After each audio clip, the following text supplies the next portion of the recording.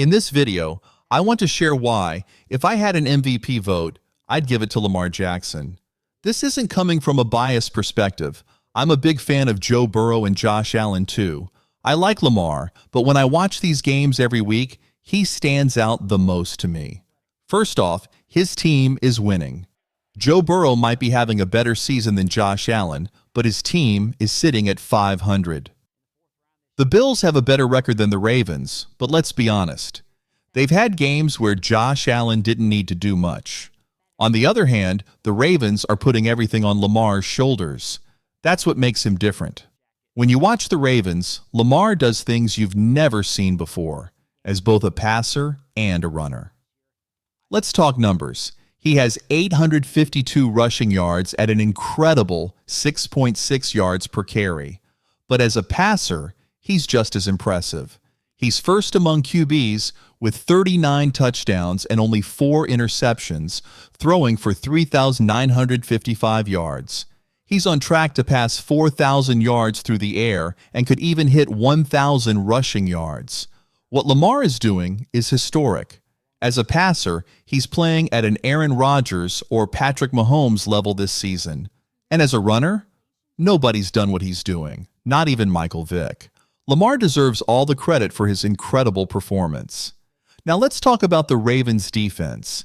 At the start of the season, it wasn't great. Everyone talks about how the Bengals' defense struggled, but what about Baltimore? They've been giving up points all year and have only recently started improving. Despite this, Lamar has led his team to some huge wins. They even beat the Bills, where Josh Allen had one of his worst games. He also struggled against the Texans, a team Lamar just destroyed last week.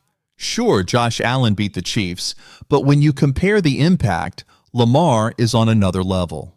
Lamar Jackson has been playing at an incredible level this season. As of now, he's actually having a better year than Josh Allen, just looking at the numbers. But it's not just about stats. Even without seeing the numbers, you can tell he's been the best. Recently, Joe Burrow has been putting himself in the conversation too, but his team isn't going to make the playoffs. Unfortunately, that usually rules out MVP talks because historically, you can't give the MVP to a player whose team misses the playoffs. Last year, Josh Allen might have had better stats than Lamar, but honestly, I would have still picked Lamar as MVP. Why? Because Lamar is the most valuable player to his team. The Ravens would be in serious trouble without him. Sure, they have stars like Derrick Henry, Zay Flowers, and Mark Andrews, but many teams have great weapons. Lamar is the one who truly makes the Ravens a playoff-caliber team. Take Lamar away, and the Ravens would struggle to even compete. And let's talk about Derrick Henry for a moment. He's having one of the best seasons of his career, rushing for over 1,700 yards. But no one is really talking about it, and that's because Lamar Jackson is the one who makes everything click. I'd love to check Henry's stats. He's currently at 1,783 yards, third in carries, and tied for second with 14 rushing touchdowns. He's averaging 5.8 yards per carry, which is impressive. Yet even with all these numbers, he's not in the MVP conversation. And the reason for that is Lamar Jackson. That performance Lamar had against the Houston Texans showed just how special he is. Right now, Lamar is the best player in the league. I'd say he's the best quarterback, but when it comes to Offensive Player of the Year, I think Joe Burrow or Saquon Barkley should be the top contenders. I honestly wouldn't be upset no matter who wins MVP, since both Lamar and Joe Burrow are extremely deserving. But if I had to pick, I'd go with Lamar Jackson.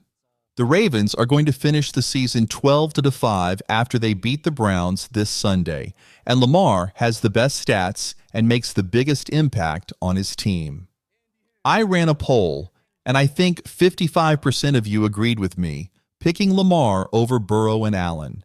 Now, if the Bengals make the playoffs and Joe Burrow has another incredible game, throwing 3 touchdowns and passing for over 300 yards, then it could get close. But honestly, I don't see the Chiefs' second string losing to the Broncos' first string. For me, It comes down to Lamar doing things we've never seen before and playing at the highest level. Josh Allen is fantastic too. I really appreciate his style of play. He's valuable, especially since the Bills were only expected to win about 10 games this year, which would be a drop from last season. But Allen has stepped up and lifted everyone around him. That said, there's an interesting argument about how Bills receivers get open at the 7th lowest rate in the league, while Ravens receivers are at the top. But a big part of that might be because Lamar and Derrick Henry's running threat forces defenses to play differently. Lamar, though, is also the best passer in terms of QBR this season. With only 4 interceptions to his name, he's in Aaron Rodgers' prime territory. What's even more impressive is his ability to score with his legs. He's added 4 rushing touchdowns and averages 6.6 yards per carry. So how do you stop Lamar Jackson right now? It's nearly impossible. The Ravens will likely finish with 2 fewer wins than the Bills, but last year, the Ravens had the best record in the league, and Lamar's numbers were just a bit lower than Josh Allen's. Last year, Lamar Jackson won the MVP, but this time the Chiefs hold the top spot with the best record in the NFL.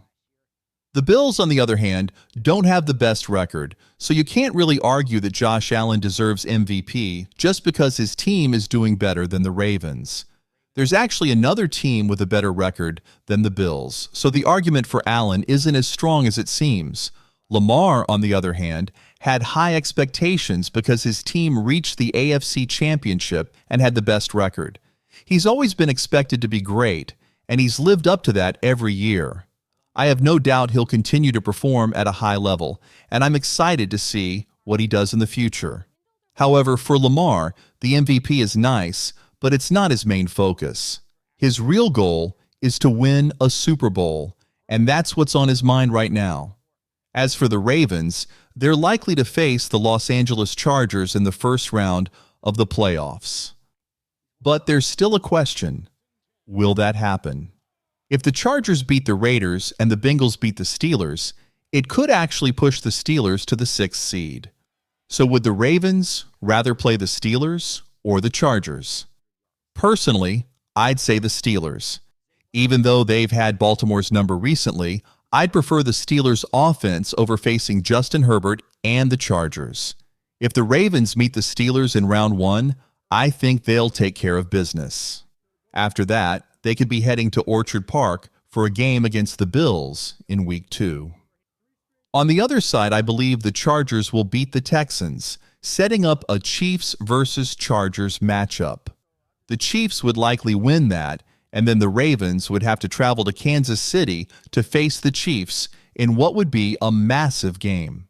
Lamar has a chance to change his legacy if he wins his 3rd MVP and then knocks off Patrick Mahomes in the playoffs to stop him from getting a 3rd consecutive MVP. If that happens, we'll start having serious discussions about Lamar Jackson being the best quarterback in football, not just the most accomplished, but the best.